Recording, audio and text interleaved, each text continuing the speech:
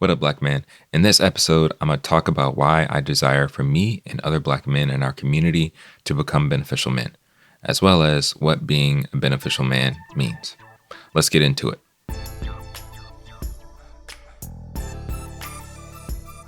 What up, Black man? Welcome to the Beneficial Black Man podcast, where we focus on helping Black men to overcome mediocrity to become beneficial for their communities by discussing faith, creativity, personal development, and mental and emotional health management. I'm your host, Jamal Calpin.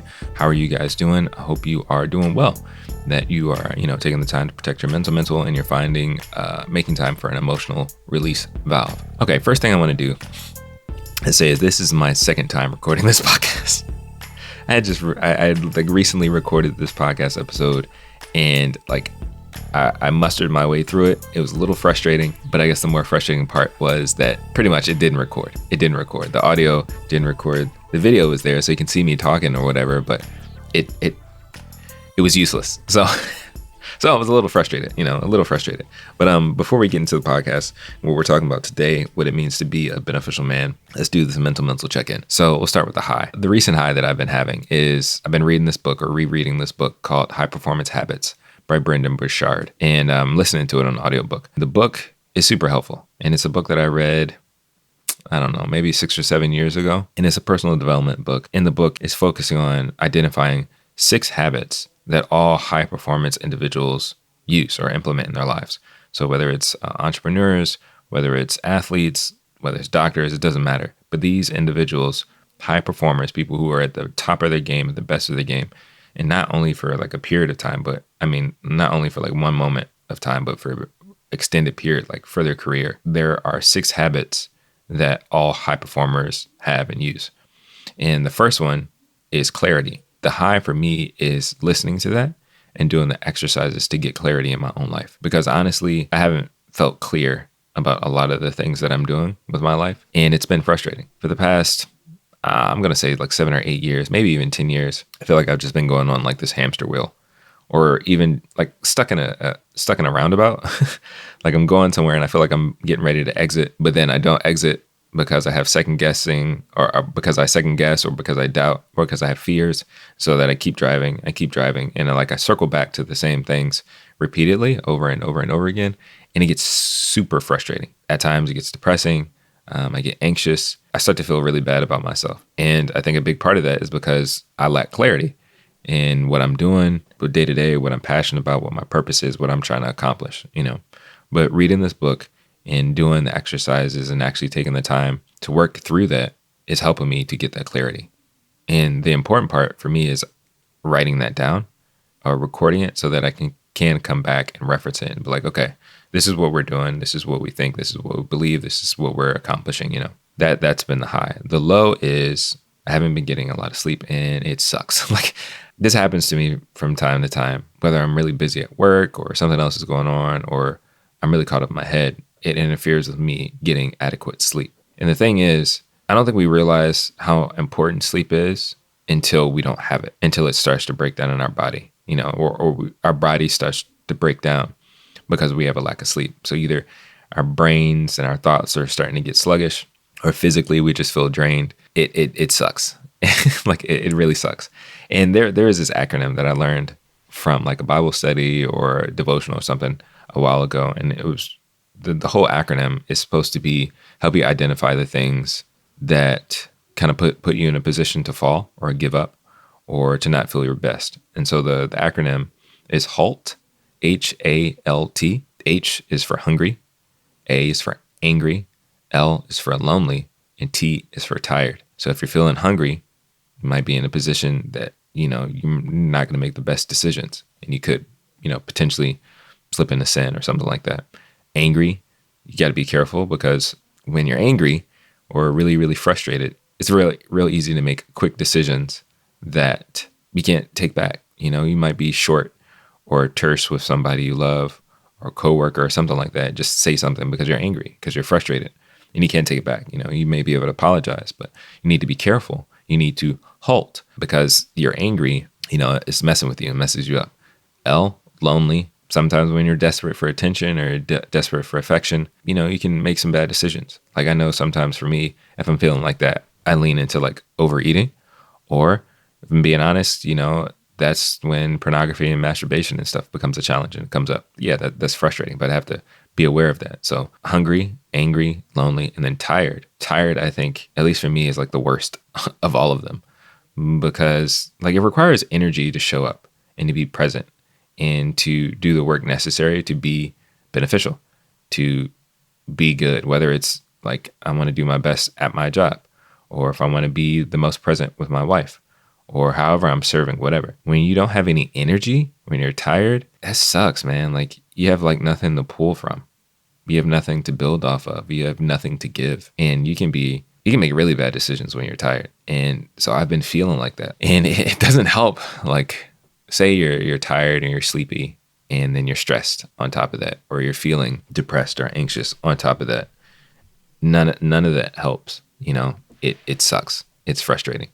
So I've been feeling like that, feeling very sleepy and very tired. And I've been trying to work on how to rest and how to replenish myself because that's a big thing. Like sometimes it's not just about getting 7 to 8 hours of sleep. Sometimes it's not about that. Sometimes like you actually need to do things that replenish you, that re-energize you, that get you excited about life again. I'm still working on identifying those things for myself so that I can be my best self. Sometimes it's like writing or working on art or projects, or like right now, like creating a podcast, creating something that helps.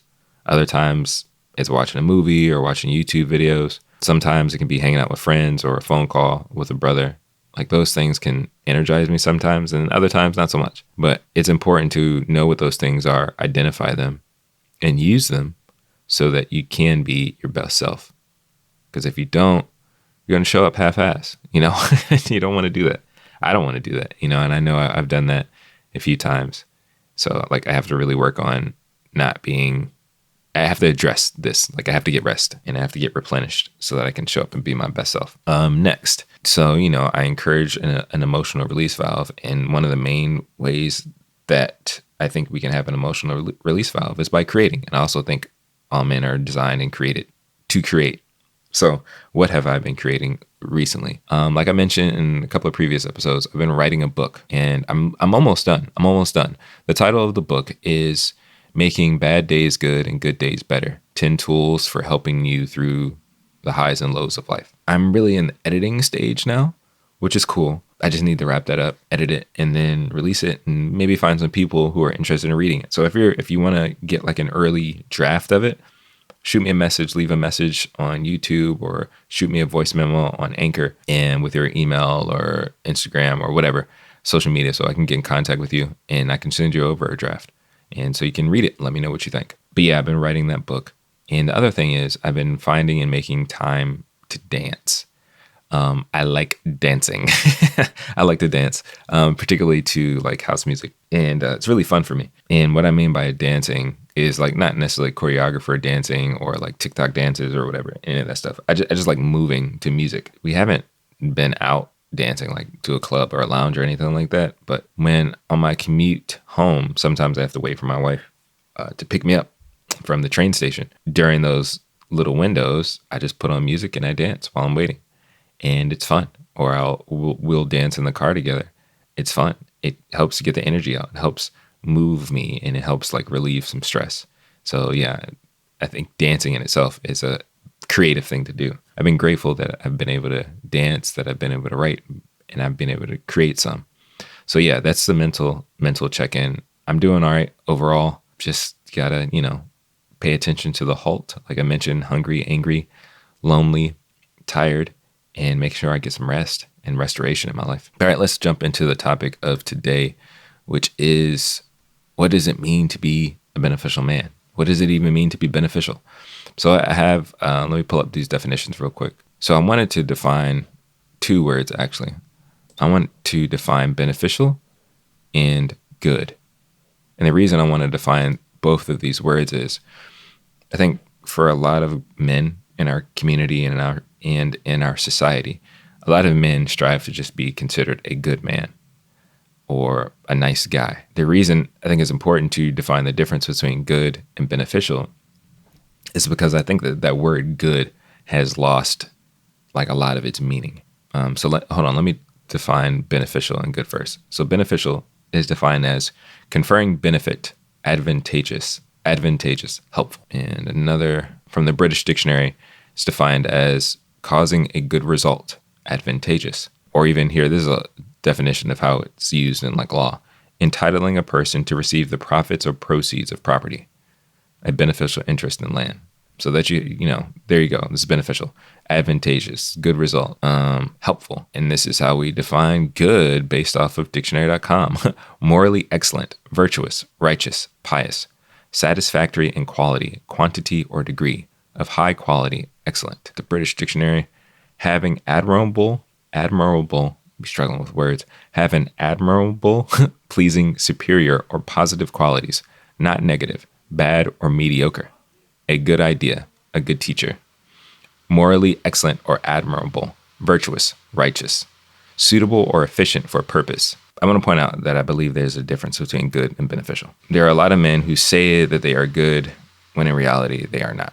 Good has been watered down. Good is often used in comparison to drastic stereotypes. For example, somebody can be like, if they're approaching a woman or whatever in a relationship, it's like, yeah, well, I don't cheat.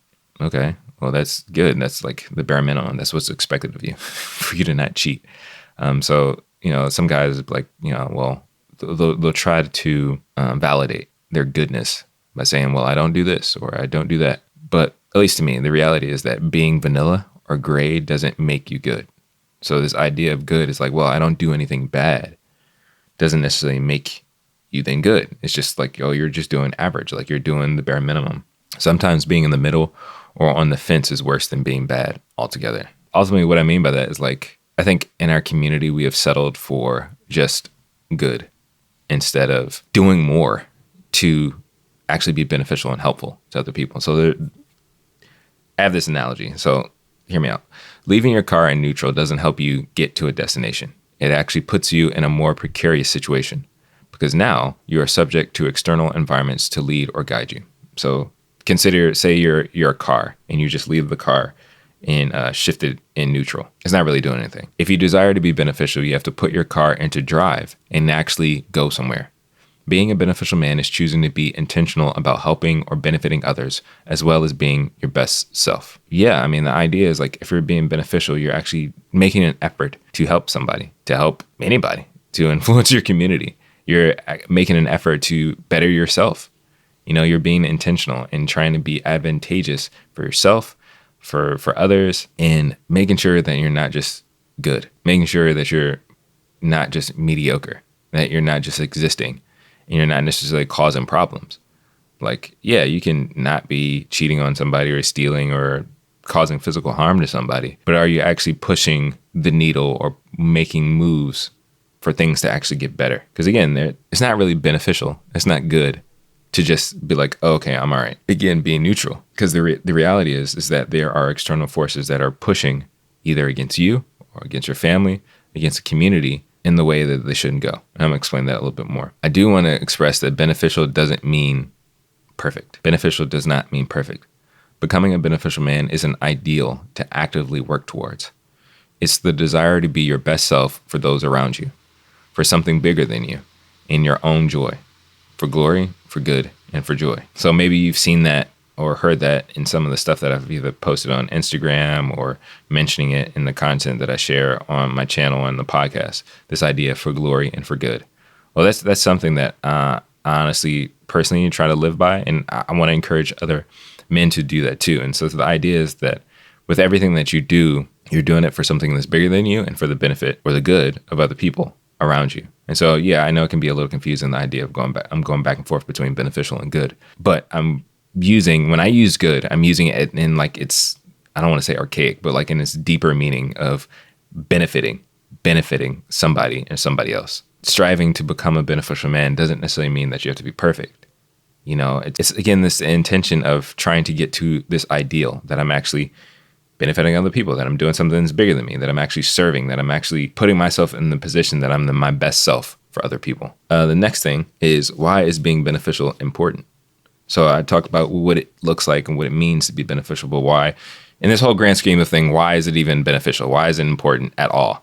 Why should men, why should black men even focus on or even desire to become beneficial? Because I mean, if you're good or if you're a nice guy, maybe that's it. Maybe that's all you need to do. Like, I'm not out cheating on a whole lot of girls. I'm not stealing. I'm not causing harm in my community. Why should I strive to be something more? Why should I desire to become beneficial?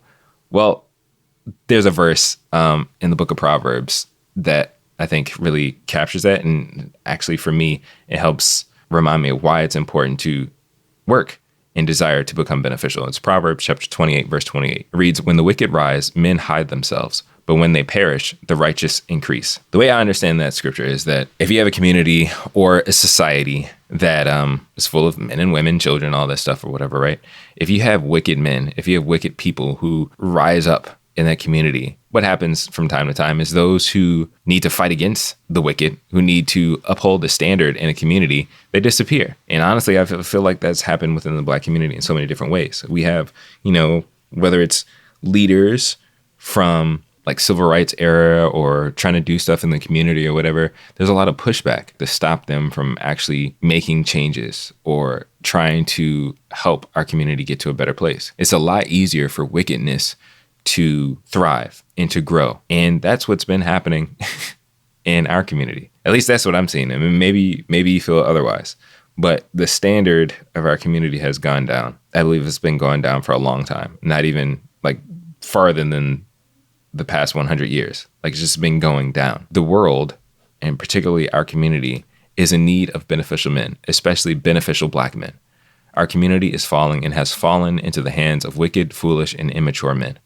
Men that kill each other, harm women, and neglect children, who make decisions that break down our community, leave it unprotected, and keep it from growing into something better. There is a need. There is a need for men to do the work, to serve and be helpful and to be advantageous for themselves, for their brothers, for their community, for their wife, for their children. There's a need. Something that really sparked or got me energized about wanting to be a beneficial man myself and to go on this journey to like, how can I be better? I need to do more. I need to grow and become a better influence for those around me, is being exposed to a lot of that stuff that we see on the internet from like the manosphere. So maybe it's a year or two ago is when I first started hearing about like Kevin Samuels, Fresh and Fit, and all that stuff, all that manosphere red pill junk. In my mind, it's junk. It really is.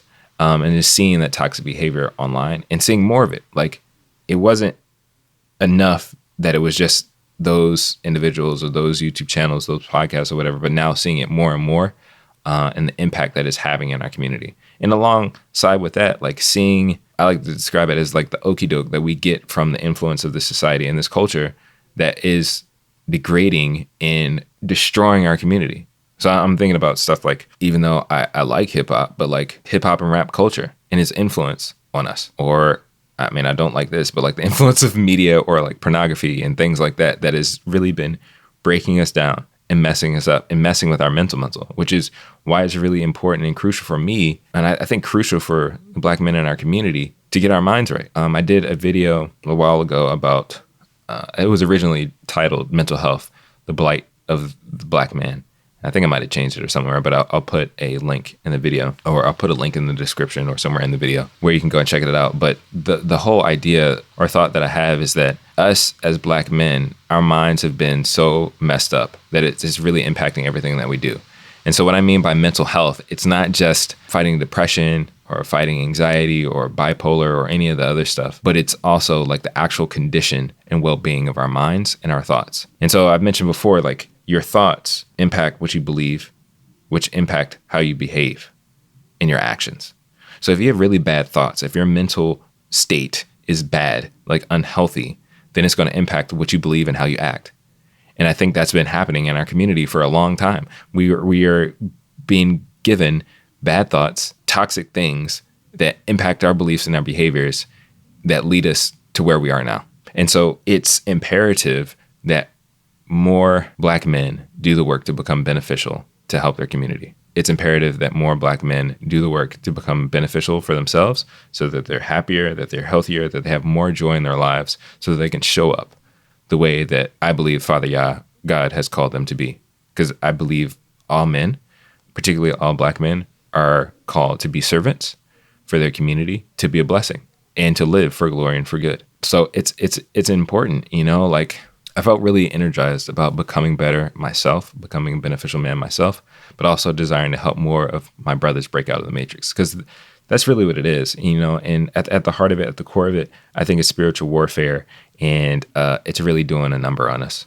It really is. I think at the heart of it, it's Satan. I know some people may not believe, very spiritual or Christianity or whatever, but like, I believe that. Like, there's a plot and a plan and a scheme that comes from hell itself to throw us completely off of where we're supposed to be, which is being beneficial men, which is living for glory and for good, which is being servants and creatives, and creative not in a sense of just artists, but creatives as in like making things that help other people. I think at the core, I honestly believe that at the core, like that's where we're supposed to be. But because our minds are messed up, we cannot thrive in that. We cannot be who we're supposed to be. And so it really, again, it gets me energized to know that there's this fight. There's this fight for us to get in alignment and be who we're supposed to be, because our community needs it. We need it from each other.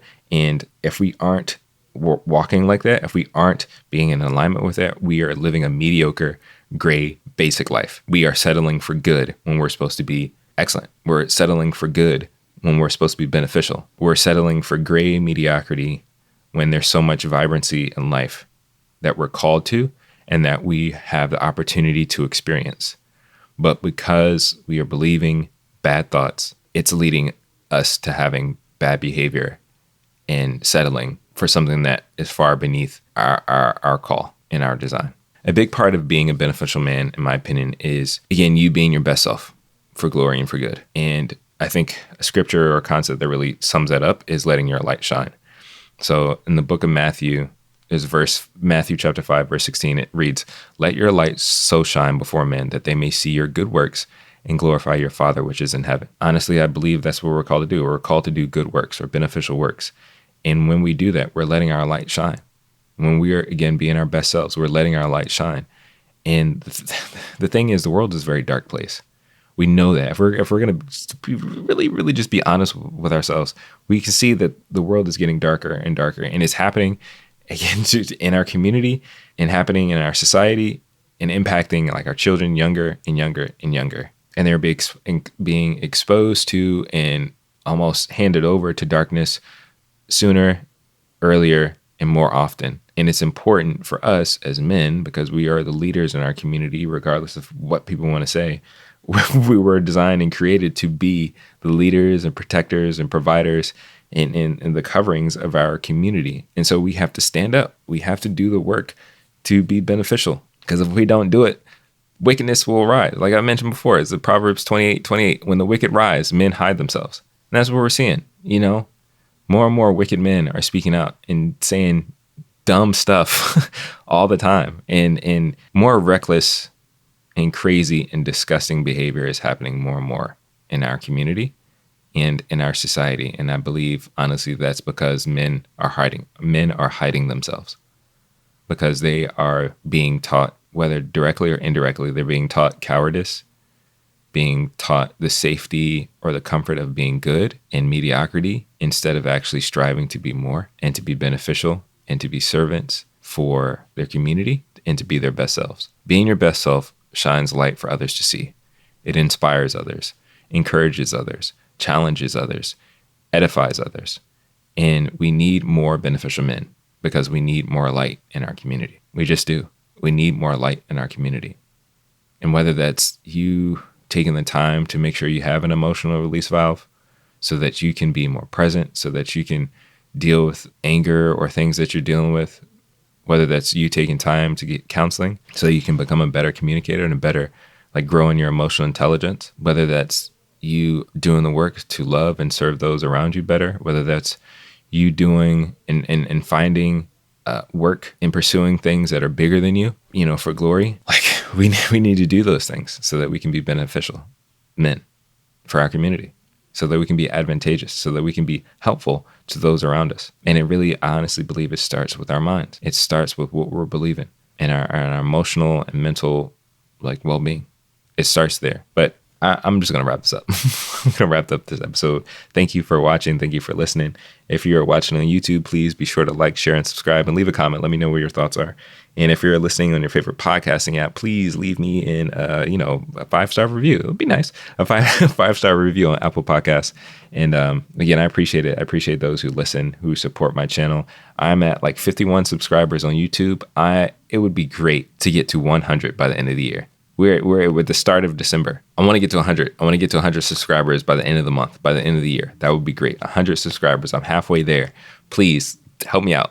Let me get 100 subscribers.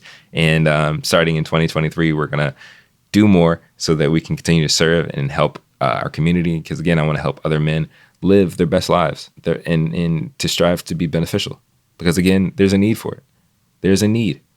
And not only a need to go and serve, but if you are being your best and most beneficial self, you will get joy. You will get joy because you're walking in your purpose. You're walking in your purpose and you're walking in your call and you're being all of who God has created you to be.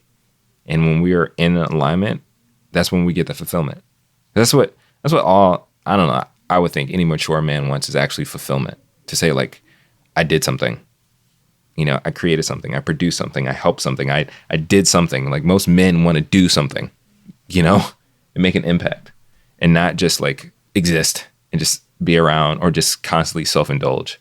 No, most actual men want to have an impact and leave a mark on those in their community or those around them, and a good mark. Like I did a video about that, and I'll put a link somewhere about that, a video about what mark are you leaving, because that matters. Are you just a male who just wants to be around and exist and not actually have impact on people's lives? Or do you want to be a man? Do you want to be a man and actually serve people and have an impact and like leave a legacy? And the legacy doesn't have to be children. Like I understand that, jokingly, Nick Cannon has like all these kids. Just because he has children doesn't necessarily mean he's leaving a good legacy. You can have no kids and leave an amazing legacy that impacts people for generations. What's the mark that you want to leave? And if you want to leave a good mark, it starts with becoming a beneficial man, and even before that, it starts with getting your mind right. So I'm going to leave you with this. Black man, you are called for more than mediocre living. You're here for a purpose, to live for glory and for the good of others. Let's do the work and keep choosing to become beneficial for our community. I believe in you. I do. I believe in you. Until next time, go make something of yourself, for yourself, and for glory and for good. Peace.